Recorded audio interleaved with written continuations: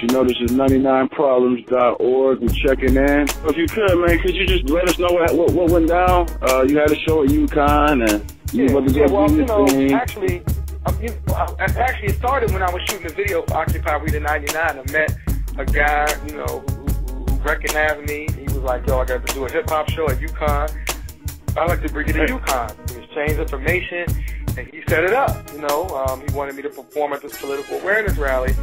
And then maybe about a week before, the performance, he sent me an email, and he was saying, like, people at UConn was concerned about the event and how they didn't want me to do Occupy We the 99. Which I thought, like I said, I thought was strange because it's like it's a political awareness rally. I just didn't understand it. So then it got to the point where they sent me they had sent me one contract that I had signed. Then they sent me another contract basically saying that I couldn't do Occupy We the 99 and I could only do a list of songs that they deemed that was about social justice but not political. So if I was talking about, like, I guess what you would consider as, like, black community issues, I could do that. But, the songs I'm talking about with the Tea Party was black or real gangsters or Occupy, they said I couldn't do that. You know what I'm saying? Wow. So now this email was like maybe 2 days before the event, so I felt like if I had pulled out, it would be hurting the organizers.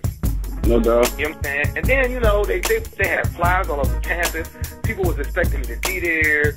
I had scheduled to be in New York the next day to go back to Occupy Wall Street, so I ended up going. And I really went with the intention of, I was just going to do the set list. But then when I got there, I was like, I can't go out like that. You know what I mean? I can't come to this university and, people that were there were all talking about Occupy Wall Street and its impact. And I was like, I can't come up here and basically... real fast. If you could briefly summarize what this Occupy movement is for a person that doesn't know anything, for a person that's just been, I don't know, just on Facebook for the last 6 months and ain't really been seeing it. You say Occupy this, Occupy music, Occupy the hood, Occupy whatever, but they don't really know where it originated from and what it's all about. What would you say it was? What does it mean to you?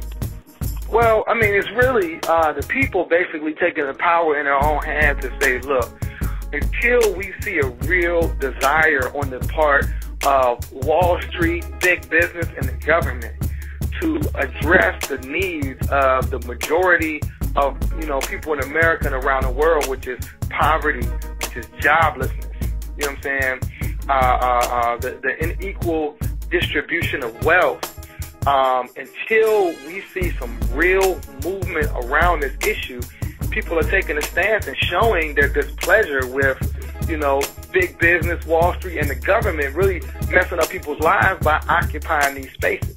And it's like a visual thing you can see.